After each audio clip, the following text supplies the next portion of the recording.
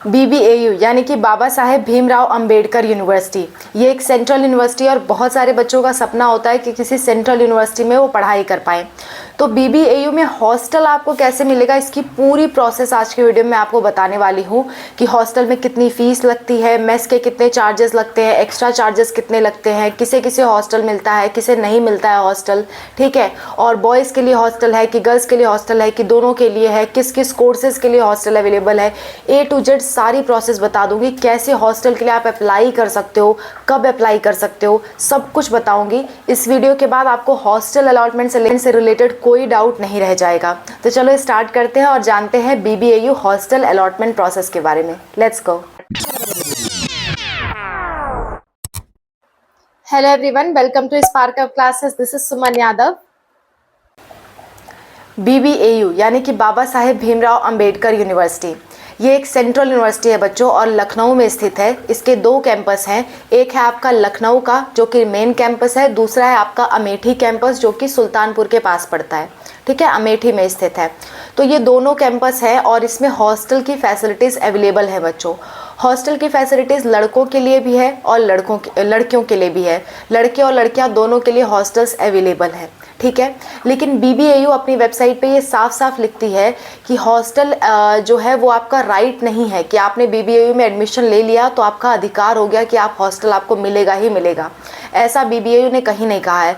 उन्होंने साफ साफ ये लिखा है कि हॉस्टल्स अगर अवेलेबल रहे तो ज़रूर अलॉट किए जाएंगे, अगर रूम्स अवेलेबल नहीं हुए और ज़्यादा एडमिशन हो गए तो हॉस्टल्स उन बच्चों को नहीं मिलेंगे। हॉस्टल अलॉटमेंट आपकी मेरिट पे और आपके मार्क्स पे दोनों पे बेस करता है। जिनके मार्क्स अच्छे हैं, जिनकी 12th की मेरिट अच्छी है, उनको हॉस्टल अगर उन्होंने हॉस्टल के लिए अप्लाई किया है तो उनको प्राथमिकता दी जाएगी। पर अगर सीट खाली है तो जिसकी मेरिट कम भी है उसे भी हॉस्टल दे दिया जाएगा, इसमें कोई खास प्रॉब्लम नहीं है। लेकिन आप ऐसा सोच रहे हो कि BBAU में एडमिशन हो गया और आपको हॉस्टल मिलेगा ही मिलेगा, तो BBAU कहती है कि ऐसा हमारी कोई जिम्मेदारी नहीं है। सीट खाली रही तो ज़रूर आपको दिया जाएगा, नहीं खाली रही तो नहीं दिया जाएगा, ठीक है। इसके लिए आप मतलब विरोध नहीं प्रदर्शित कर सकते वहाँ पे। क्लियर। अब मैं प्रोसेस बताती हूँ। कॉन्सेप्ट ये था, क्योंकि आप ये मत सोचो कि आपको एडमिशन मिल रहा है तो हॉस्टल मिलेगा ही मिलेगा, ऐसी गारंटी नहीं है बच्चों, ठीक है। बॉयज़ के लिए भी हॉस्टल है, गर्ल्स के लिए भी हॉस्टल है। बॉयज़ के लिए 4 हॉस्टल है, Ashoka boys hostel, Kanishka boys hostel, Siddharth boys hostel और RCA बॉयज़ हॉस्टल। गर्ल्स के लिए 3 हॉस्टल्स हैं, एक है Chitralekha girls hostel, Sanghamitra girls hostel और यशोधरा गर्ल्स हॉस्टल, ठीक है। तो ये सारे हॉस्टल्स हैं और काफ़ी सीट्स है, इसमें सीट्स की कमी नहीं है। क्लियर।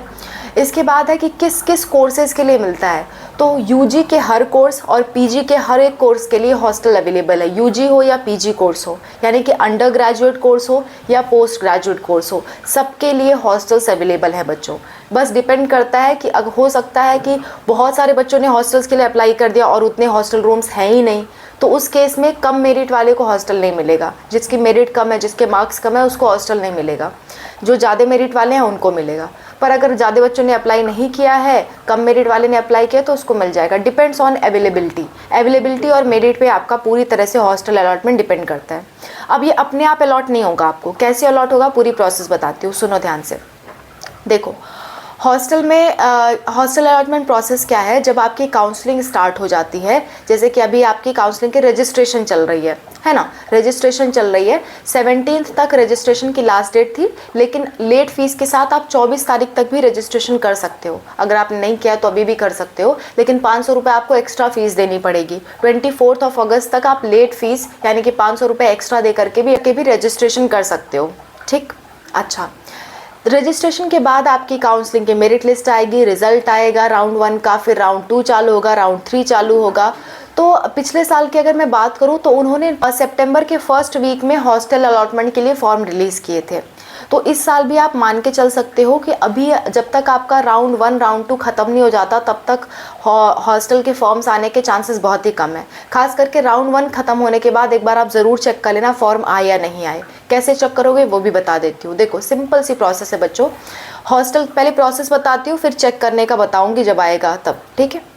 प्रोसेस ये है कि देखो, आपको सीट मिल गई तो सीट मिलने के बाद आपका सारा डॉक्यूमेंट्स वहाँ पे सबमिट होगा कॉलेज पे। पहले कुछ प्रोसेस और थी, पहले की प्रोसेस पे मत जाना, इस साल प्रोसेस कुछ और है। आपको पिछला कोई प्रोसेस बता रहा है तो उसको आप सही मत मानना। पिछले 2-3 सालों में प्रोसेसेस काफ़ी चेंज हुई हैं हॉस्टल अलॉटमेंट की। पहले तो ऑफलाइन होता था, डॉक्यूमेंट्स लेकर के आपको जाना होता था, फिर आपको हॉस्टल अलॉट होता था। इस साल सब कुछ ऑनलाइन है। तो आप ये मत कहना मैम गलत बता रहे हो, पिछले साल ऐसा नहीं हुआ था, वैसा नहीं हुआ था। पिछले साल से रूल अब चेंज हो गया है, ठीक। तो क्या करना है, सुनो ध्यान से। आपका फर्स्ट राउंड का जब रिजल्ट आ जाएगा, आप डॉक्यूमेंट्स वेरीफाई करवा लोगे, तो आप डॉक्यूमेंट्स वेरिफिकेशन करा लोगे, आप अपना ईमेल आईडी, फ़ोन नंबर सब कुछ दे करके आओगे वहाँ पे, ठीक है। तो इसके बाद क्या होगा, आपको एक समय पे मेल आएगा, ईमेल आएगा कि हॉस्टल्स के फॉर्म आउट हो चुके हैं, हॉस्टल के फॉर्म ये हैं, आप इसे भर के सबमिट कर दो अगर आप चाहते हो तो, ठीक है। तो हॉस्टल चाहते हो तो आपको वो फॉर्म भर करके सबमिट कर देना है। सबमिट करने के लिए 2 ही 3 दिन की डेट दी जाती है।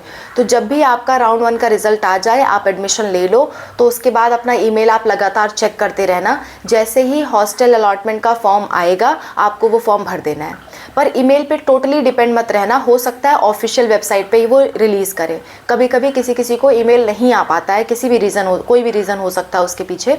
लेकिन राउंड 1 ख़त्म होने के, एडमिशन ख़त्म होने के बाद से आप लोग थोड़ा एक्टिव रहोगे, ठीक है। कम से कम राउंड 3 तक आप एक्टिव रहोगे, और हमेशा हर 2-3 दिन में आप लोग ऑफिशियल वेबसाइट चेक करते रहना और अपना ईमेल चेक करते रहना। हॉस्टल के फॉर्म आउट होंगे, आपको वो फॉर्म भरना होगा। कुछ ऐसा फॉर्म आपके सामने आएगा, ठीक है। ये फॉर्म में क्या है, मैं एक बार आपको पढ़ के सुना दे रही हूँ। देखो, कुछ ऐसा फॉर्म आपके सामने आएगा, इसमें आपको अपना नाम लिखना होगा, मम्मी पापा का नाम लिखना होगा, अपना मोबाइल नंबर लिखना होगा, ठीक है, date of birth, school, department, कौन सा विभाग आपको मिला है, ठीक है, अपना एड्रेस डालना होगा, सारी चीज़ें इसमें डालनी होगी, ठीक है। और अपना 12th का डिग्री वगैरह सब कुछ डालना है। कोर्स ने फॉर्म का नंबर डालना है कि मतलब आपने अप्लाई जो किया है उसका नंबर डालना है। ये सारी चीज़ें आपको डालनी होगी फॉर्म में। और ये फॉर्म भरने के बाद आपको उसे सबमिट करना होगा अपने डिपार्टमेंट में, या जैसा भी आपके ईमेल में लिख करके आया होगा वैसा आपको सबमिट करना होगा। क्योंकि प्रोसेसेस हमेशा हल्की फुल्की चेंज होती रह रही है, तो मैं बता नहीं सकती सबमिट कैसे करना है। मोस्ट प्रोबेबली आपको वो ऑफलाइन अपने डिपार्टमेंट में जाके सबमिट करना होगा, मोस्ट प्रोबेबली, ठीक है। अगर कोई प्रोसेस चेंज होती है तो मैं ज़रूर आपको इन्फॉर्म करूँगी। फ़िलहाल यही है कि आपका फर्स्ट राउंड के रिज़ल्ट के बाद ही फॉर्म्स आएंगे, ऑफिशियल वेबसाइट पे भी आएंगे, आपके ईमेल पे भी आएंगे। आपका जिम्मेदारी है आपको दोनों चेक करते रहना है। जहाँ भी फॉर्म आए उसे आप प्रिंट आउट करवाओगे, प्रिंट आउट निकलवा के उसे आप पूरी तरह से फिल करोगे। फिल करने के बाद अपने डॉक्यूमेंट्स उसमें अटैच करोगे और ले जाके अपने डिपार्टमेंट में जमा कर दोगे, या जैसा भी इंस्ट्रक्शन आपके ईमेल में लिखा होगा डिपार्टमेंट में जमा करना है या PDF कहीं अपलोड करना है, तो वैसा आप कर दोगे, ठीक है। उसके बाद आपका हॉस्टल अलॉटमेंट होगा। आप ये मत सोचो कि पहले दिन से आप कॉलेज जा रहे हो तो पहले दिन से ही आपको हॉस्टल मिल जाएगा, इसकी कोई गारंटी नहीं है बच्चों, ठीक है। आपको हॉस्टल मिलने में थोड़ा डिले हो सकता है, तो आप पहले अपनी व्यवस्था करके जाएं, क्लियर। और सबको मिल जाएगा इसकी भी कोई गारंटी नहीं है, डिपेंड करता है कितने लोगों ने अप्लाई किया है। आई होप आपको प्रोसेस समझ में आ गई। आपको राउंड 1 कंप्लीट होने के बाद एक्टिव रहना है फॉर्म के लिए। और फॉर्म कैसे चेक करोगे, ऑनलाइन कैसे चेक करना है वो भी मैं आपको बता देती हूँ। सिंपली आपको टाइप करना है BBAU हॉस्टल फॉर्म, ठीक है। तो आपके सामने अपने आप ये वाला लिंक खुल करके आएगा। मैंने देखो लिख करके टाइप किया है, तुरंत आ गया है। इस पर आप क्लिक करोगे, क्लिक करने के बाद आपके सामने कुछ ऐसा पेज खुल करके आएगा। ऐसे पेज में देखो फर्स्ट में लिखा हुआ है हॉस्टल फॉर्म, उस पर क्लिक करोगे तो एक फॉर्म आपके सामने डाउनलोड हो जाएगा। पर फिलहाल वो सबमिट करने का ऑप्शन अभी आपको नहीं दिखेगा, क्योंकि अभी राउंड 1 कंप्लीट नहीं हुआ है। आप चाहो तो अभी भी ये प्रिंट आउट करा के रख सकते हो, जब आपको सीट मिल जाए तो उसके बाद आप ले जाके वहाँ सबमिट कर सकते हो, उनसे प्रोसेस पूछ सकते हो जहाँ भी आपका एडमिशन हो रहा होगा। लेकिन फ़िलहाल अभी सबमिट करने का कोई ऑप्शन आपको नज़र नहीं आएगा, क्लियर, क्योंकि अभी स्टार्ट ही नहीं हुआ है हॉस्टल फिलिंग, क्योंकि अभी रजिस्ट्रेशन ही चल रहे हैं, ठीक है। जब रिज़ल्ट आ जाता है तो उसके बाद आपके हॉस्टल फॉर्म फिलिंग का ऑप्शन आता है। 2 ही 3 दिन का डेट रहेगा, इसलिए बहुत एक्टिव रहना, ठीक है। अच्छा, अब बात कर लेते हैं फ़ीस की। कितनी फ़ीस लगेगी हॉस्टल में। देखो, बहुत सस्ता हॉस्टल है यहाँ पे, बहुत ही सस्ता हॉस्टल है। एडमिशन के लिए हर एक साल आपको 1000 देना पड़ेगा एडमिशन फ़ीस, ठीक है। हर साल आपको देना पड़ेगा, हॉस्टल एडमिशन फ़ीस इसे कहते हैं। 1000 रुपये देना पड़ेगा। हॉस्टल काउशन डिपॉजिट यानी कि मतलब सिक्योरिटी डिपॉजिट, ये आपको शुरुआत में जब आप हॉस्टल ले रहे हो तभी देना है, और लास्ट में आपको रिफ़ंड भी मिल जाएगा। ये जब आप हॉस्टल छोड़ के जाओगे तो आपको रिफ़ंड भी मिल जाएगा। 2000 आपको जमा करना होगा और पूरे के पूरे 2000 रुपये आपको रिफ़ंड हो जाएंगे जब आप हॉस्टल छोड़ के जाओगे, क्लियर। तो ये इसको मान के नेग्लिजिबल मान के चलो। नेक्स्ट है आपका इलेक्ट्रिक चार्जेस। इलेक्ट्रिक चार्जेस पर सेमेस्टर के हिसाब से होता है, यानी कि 500। अगर साल की बात करूँ तो 1000 रुपये 1 साल का लगेगा, ठीक ठीक है, इलेक्ट्रिक चार्जेस। रूम का रेंट आपका 500 रुपये लगेगा, ठीक है। और अगर पर सेमेस्टर ये भी लगेगा, यानी कि 1 साल का 1000 रुपये लगेगा रूम का रेंट। और अगर मैं सर्विस एंड मेंटेनेंस की बात करूँ तो सर्विस एंड मेंटेनेंस आपका 500 रुपये लगेगा, और ये भी पर सेमेस्टर लगेगा, ठीक है, यानी कि 1 साल में 1000 रुपये लगेगा टोटल में। और मेडिकेशन फ़ीस और एक्स्ट्रा फ़ीस कई चीज़ों में लग सकती है, हल्की फुल्की, किसी में 10 रुपये 20 रुपये, वो सब मिला के मिसलेनियस फ़ीस आपकी 100 रुपीज़ है, यानी टोटल 4600 में आपका हो जाएगा। लेकिन अगर आप SC और ST कैटेगरी से हो तो आपका रूम रेंट नहीं लगेगा। जो 500 रुपये रूम रेंट लिखा हुआ है ना पर सेमेस्टर, वो आपका नहीं लगेगा, ठीक है। तो वो आप काट करके जोड़ लेना अगर आप SC और ST हो। अगर आप नॉर्मल हो यानी कि OBC हो या फिर आप जनरल हो तो आपका टोटल 4600 रुपये लगेगा, जिसमें से 2000 आपको रिफ़ंड हो जाएंगे जब आप हॉस्टल छोड़ के जाओगे तब, ठीक है। और कुछ फ़ीस ऐसे पर सेमेस्टर है, कुछ फ़ीस एक ही बार देनी है, कुछ फ़ीस पर ईयर देनी है, वो मैंने आपसे डिस्कस कर ली, ठीक।